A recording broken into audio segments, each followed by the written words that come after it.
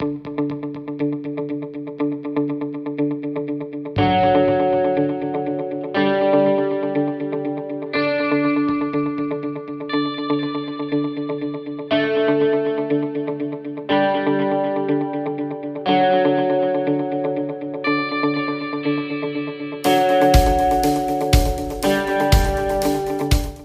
la satisfaction, parce que ça fait quand même un bon moment qu'on travaille sur ce projet. On a eu pas mal de difficultés, notamment sur le côté italien, pour mettre en conformité les installations. Et donc c'est l'aboutissement de presque 2 ans de travail. Donc grande satisfaction. Puis le fait d'avoir la reconnaissance d'un certain nombre de personnes importantes, que ce soit le ministre, le président de la SNCF, le président du port, etc. Donc ce sont des moments satisfaisants.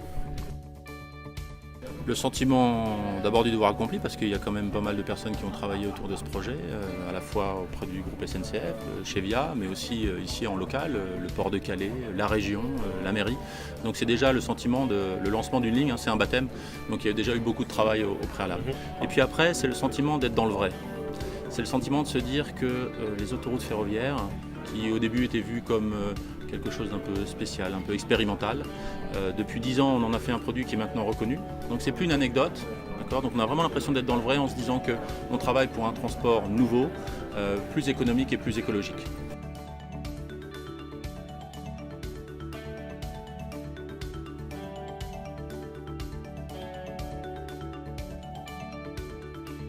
Les développements futurs, je vais en faire 2 groupes. Il y a à Calais, déjà réussir la montée en charge des 2 lignes qui existent vers l'Espagne et vers l'Italie, donc où on vise d'ici la fin de l'année prochaine 2 trains par jour bien remplis sur chacune des destinations.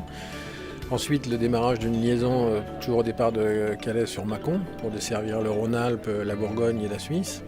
Ce train-là qui part de Turin et qui arrive après 20 heures à Calais, il vient asseoir notre présence ici sur le port de Calais. On a déjà des trains, je l'ai dit, d'Espagne, des trains d'Italie. Donc dans un premier temps, on stabilise, on renforce la situation existante. Et puis très vite, notre modèle, il fonctionne que s'il y a de la fréquence.